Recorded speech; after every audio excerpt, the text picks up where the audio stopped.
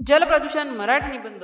पाणी असेल तर जीवन असेल हे सत्य आपण सर्वांनी ऐकले आहे. पण आज हे जीवनदायी जल मानवी लोभ, दुर्लक्ष आणि गैरव्यवस्थेमुळे विषारी बनत चालले आहे. जलप्रदूषण ही आधुनिक युगातील सर्वात भयानक आणि गंभीर समस्या बनली आहे, जी केवळ मानवच नव्हे तर सर्व सजीव सृष्टीच्या अस्तित्वालाच धोका निर्माण करते. नद्या, तलाव, सरोवरे, भूगर्भातील पाणी आणि समुद्र यांच्यात हानिकारक रासायनिक पदार्थ, जैविक घटक जसे की जीवाणू, विषाणू, कचरा, प्लास्टिक, औद्योगिक कचरा इत्यादींची अमर्याद प्रमाणात मिसळ झाल्यामुळे त्या पाण्याची नैसर्गिक गुणवत्ता बिघडते व ते पिण्यायोग्य, सिंचनायोग्य किंवा सजीवांसाठी सुरक्षित राहत नाही. याला जलप्रदूषण म्हणतात. कारखान्यांमधून बाहेर पडणारा विषारी रासायनिक कचरा, क्रोमियम, आर्सेनिक, लेड, पारा, सायनाइड, तेल, गरम पाणी इत्यादी थेट नद्यांमध्ये सोडले जातात.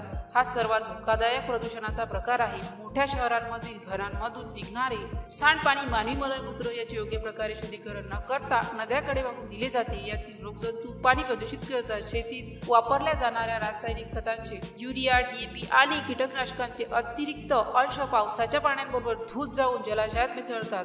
यामुळे पाण्यात युट्रोफिकेशन होऊन शेवाळाची वाढ होते आणि पाण्यातील प्राणवायू संपतो. प्लास्टिक पिशव्या, प्लास्टिक बाटल्या, खराब झालेले अन्न, साबण, डिटर्जंटचे पाणी हेही तलाव नद्यांमध्ये टाकले जाते. समुद्रात तेलवाहू जहाजांमधून होणारी तेलगळती ही समुद्री जीवसृष्टीसाठी अत्यंत घातक ठरते. प्रदूषित पाणी पिल्यामुळे हैजा, टायफॉइड, पोलिओ, हेपॅटायटिस, कावीळ, आतड्याचे आजार, किडण्यांचे विकार आणि कर्करोगासारख्या गंभीर आजारांचा प्रादुर्भाव होतो. हजारो मुले दरवर्षी यामुळे मृत्युमुखी पडतात. विषारी रसायने आणि पाण्यातील प्राणवायू कमी होणे यामुळे मासे, कासवे, निटिंगे, गजवे, सागरी प्राणी मोठ्या प्रमाणावर मरतात. खाद्य साखळी बिघडते. प्रदूषित पाण्याने सिंचन केल्यास जमीन देखील विषारी बनते आणि पिकांची गुणवत्ता खालावते. जलीय वनस्पतीचे प्रमाण बिघडते. नैसर्गिक परिसंस्था कोलमडते. प्रदूषणामुळे स्वच्छ गोड्या पाण्याचे स्रोत कमी होत आहे. जागतिक पातळीवर पाण्याचं टंचाई निर्माण होतो. भारतातील अनेक प्रमुख नद्या गंगा, यमुना, साबरमती, गोमती, दामोदर अत्यंत प्रदूषित झाल्या आहेत. गंगा शुद्धीकरणासाठी नमामि गंगा सारखे प्रकल्प सुरू असले तरीही प्रदूषणाची पातळी भीतीदायक आहे. महाराष्ट्रातील उल्हास, गोदावरी, पंचगंगा, मुठा, पवना सारख्या नद्यांवर औद्योगिक आणि शहरी प्रदूषणाचा मोठा दबाव आहे. मुंबईतील तलाव, विहिरी, पोवाई, तुलसी आणि सागरी किनारेही प्रदूषणाने गासले आहेत.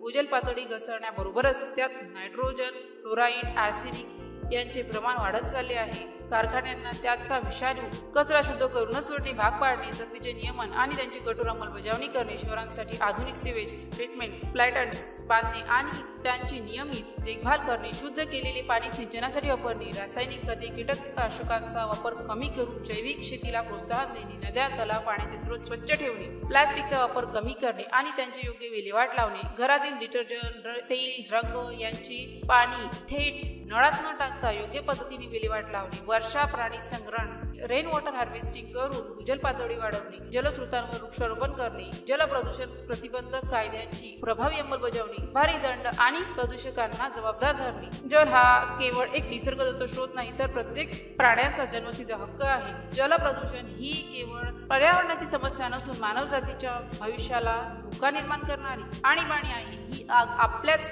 घरात लागलेली आहे. औद्योगिक विकास आणि सोयी यांच्या नावाखाली आपण आपल्या अमूल्य जलसंपत्तीचा नाश करीत आहोत. वेळ आता संपत चालला आहे. प्रत्येकाने व्यक्तिगत पातळीवर जबाबदारी घेतली पाहिजे आणि सरकारी, सामाजिक स्तरावर कठोर पावले उचलली पाहिजे. जल हे जीवन आहे. जल हे सोने आहे. हे जोपर्यंत आपण प्रत्यक्ष आचरणात आणत नाही तोपर्यंत स्वच्छ पाण्याचा टंचाई आणि त्याच्याशी निगडीत आरोग्य समस्या आपल्याला पार पडू देणार नाही. जलसंरक्षण हेच खरे जीवन संरक्षण आहे. जर या पोस्टशी संबंधित काही गोंधळ असेल किंवा आपल्याला अशा कोणत्याही विषयाची माहिती हवी असेल तर कृपया खालील दिलेल्या कमेंट बॉक्सद्वारे आपले प्रश्न आम्हाला विचारू शकता. या पोस्टशी संबंधित आणखीन काही प्रश्न असतील आपण आम्हाला ते देखील सांगू शकता की आम्ही त्या समस्या नक्कीच सोडवू.